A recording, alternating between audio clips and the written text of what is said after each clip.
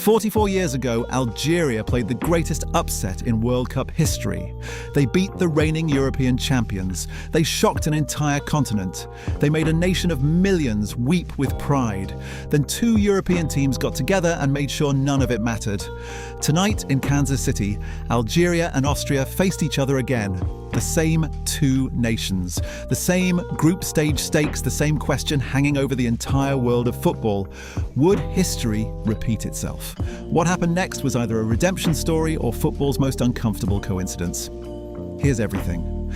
To understand tonight, you have to go back to Spain, June 1982. A group of Algerian footballers whom nobody respected, nobody feared, and nobody had bothered to take seriously. The West German coach was handed a scouting video of Algeria before the tournament. He didn't make his players watch it. He said they would have laughed. They weren't laughing on June 16th. In the 54th minute, a shot from Lakhdar Belloumi was saved and Rabah Majer reacted first to poke it home.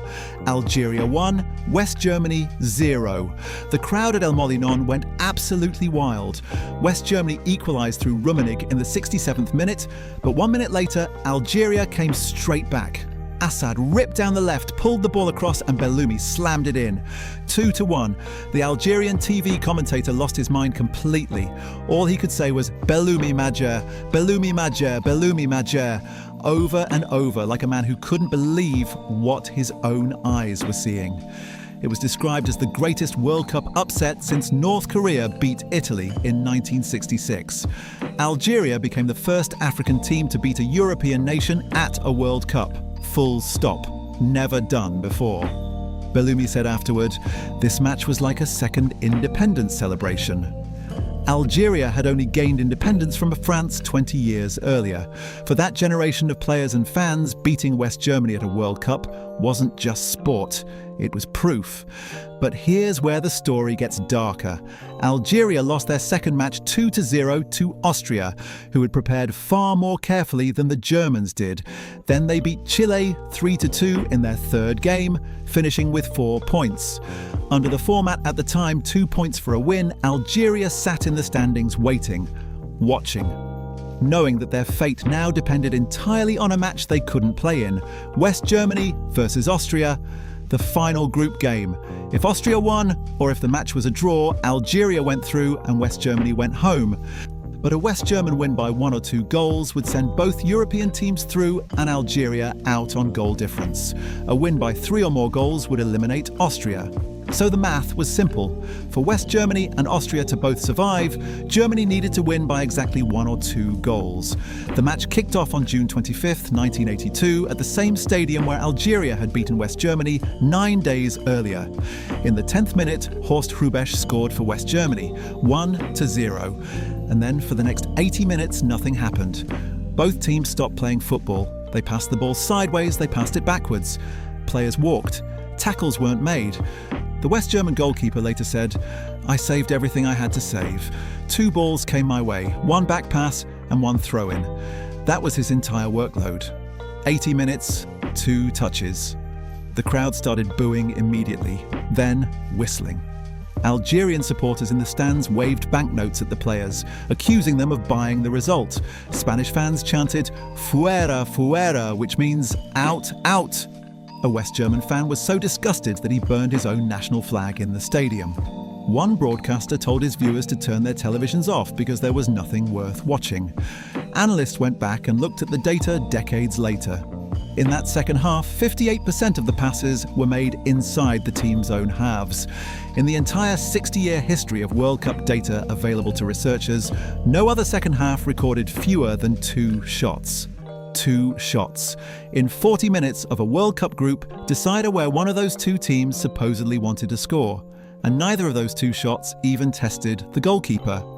Austria's official FIFA delegate afterwards said of the Algerian fans protesting in the stands, and I'll read this directly because it needs to be heard, that they have too few schools, and called them sons of the desert who had wandered out of an oasis and thought they were entitled to complain. A national football official said this publicly about the supporters of a team whose only crime was winning fairly. FIFA investigated, found no rules broken. Technically, they were right. There was no rule that said you had to try to score. There was no rule against passing backwards for 80 minutes. Algeria's formal protest was rejected. Both European teams advanced. Algeria went home, and that was supposed to be the end of it, except it wasn't. The backlash was so severe that FIFA rewrote the tournament structure entirely. Starting from the 1986 World Cup in Mexico, all final group stage games within the same group had to kick off simultaneously. Every simultaneous final day kickoff you've watched since then, every time two matches in a group start at the same moment so no team can game the standings in real time, that rule exists because of Algeria, because of what was done to them in Gijón. Belloumi said years later, "Our performances forced FIFA to make that change, and that was even better than a victory. It meant that Algeria left an indelible mark on football history." That line says everything. A player from a team that got robbed at a World Cup found a way to frame it as a legacy instead of a wound. Some people can carry injustice with that kind of dignity. Most can't. We cover stories like this every week. If football history is your thing, subscribe. We dig into this stuff regularly. Now, 44 years later, the 2026 World Cup draw placed Algeria and Austria in the same group, Group J, alongside Argentina and Jordan. When that draw was made, every football historian, every Algerian supporter, every person who knew the story, immediately understood what this fixture meant. This wasn't a random scheduling coincidence. This was the kind of thing that screenwriters get rejected for because it's too on the nose. The setup going into tonight's match was almost identical to 1982 in structure. Argentina had already won the group. Jordan were already eliminated. Algeria and Austria both had 3 points each heading into the final match day, with Austria sitting second on goal difference. Both teams knew before a ball was kicked that a draw would send both through to the knockout rounds and eliminate Iran as one of the best third-place teams. You can probably see where this is going. Or where everyone feared it was going. The ghost of Gijón was everywhere. Every preview article mentioned it. Social media brought up the 1982 match for days beforehand. Algerian fans flew to Kansas City carrying the weight of 44 years of bitterness. The question being asked openly by journalists, by fans, by broadcasters, was whether tonight would become the disgrace of Kansas City. Because this time, unlike 1982, FIFA's simultaneous kickoff rule meant both teams knew the exact same information at the same time. They both knew a draw would do it. They both kicked off with that knowledge already baked in. The difference tonight was what actually happened on the pitch. Austria came out attacking. Marko Arnautovic, 37 years old and still somehow doing this at a World Cup, timed his run perfectly between Algeria's two centre-backs, found himself one-on-one with the goalkeeper, and slotted it in. His 49th international goal. Austria led in the 28th minute. Algeria didn't sit back, they went straight back at Austria and hit the post through Fares Chaibi just before half-time. Then, right on the stroke of half-time, Rafik Belgali darted down the right byline, cut inside, and powered a left-footed shot past Schlager at the near post. 1-1 going into the break. The second half got even more chaotic. Austria went ahead again through Marcel Sabitzer after a sharp Konrad Laimer pass across the box. Algeria answered almost immediately when Riyad Mahrez, their captain, scored off a cross from Houssam Aouar to make it 2-2. At 2-2, with both teams knowing a draw was enough, the tempo did slow down. Algeria controlled possession. The crowd grew restless. Some memories are long, but then Mahrez scored again, deep into stoppage time, his second of the night, to put Algeria ahead 3-2. Suddenly, Austria were on the brink of elimination. Iran, watching from afar, were almost through as a best third-place team. 6 goals, 90-plus minutes in, and the entire group standings were being rewritten in real time. What happened next took about 90 seconds. Sasa Kalajdzic, the 6'7" Austrian striker who'd just come on as a substitute, got to the end of a Michael Gregorich cross from the right and headed it in with his first touch. 3-3. Both teams through. Iran eliminated. The final whistle blew at Arrowhead Stadium in front of 69,045 fans, many of whom had apparently been rooting for Algeria after the team spent the group stage training in nearby Lawrence, Kansas, and built a genuine connection with the local community. 6 goals, 2 stoppage-time equalisers, 2 teams who both had every mathematical reason to settle for a boring draw, instead choosing to attack each other for 90 minutes. If you wrote this as a film pitch, no one would buy it. And here's the thing that makes this story sit differently than the easy redemption narrative. The 3-3 draw meant both teams went through. The result was the same outcome as 1982 in terms of who advanced. Algeria go through as one of the best third-place teams. Austria go through as runners-up. Iran go home, the same way Algeria went home 44 years ago. The difference is how they got there. In 1982, 80 minutes of deliberate inaction produced a result that served both European teams. In 2026, 6 goals and 2 stoppage time strikes produced a result that served both teams. Same destination. Completely different road.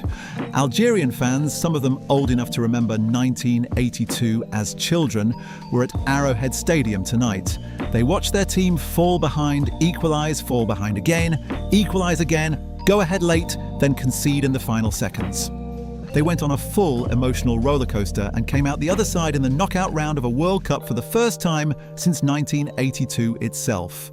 Algeria will now face Switzerland in the round of 32. Switzerland, managed by Vladimir Petkovic, the same coach who managed Algeria during the group stage. Of all the possible draws, the algorithm produced that one. Austria face Spain. Both matchups will be played within the next week.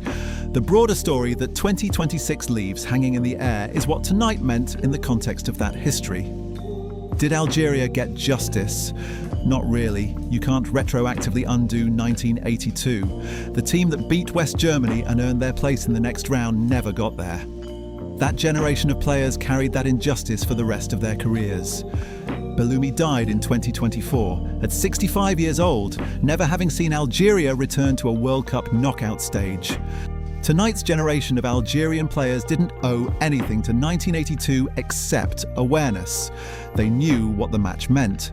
Riyad Mahrez scored twice, including the goal that briefly put Algeria through before Kalajdzic levelled, and will lead this team into the knockout rounds. He plays with the kind of urgency that suggests he understands exactly what's at stake for Algerian football right now. The disgrace of Guichon changed football's structure permanently. The rule it forced FIFA to create, simultaneous final day kickoffs, also meant that tonight couldn't be manipulated the same way, because both teams had the same information, and both teams were playing their last game at the same time as each other, just like the rule demands. In a strange way, the injustice of 1982 built the cage that prevented 2026 from becoming the same thing. The wound became the protection. Tonight wasn't about revenge. You can't get revenge on history. What it was a chance for a different result, and Algeria got one. They're through. They played football, they scored 3 goals. Their captain scored twice. 44 years is a long time to wait for a different ending. Tonight, they got one. There's another one on screen if you're not done yet. YouTube's already picked it.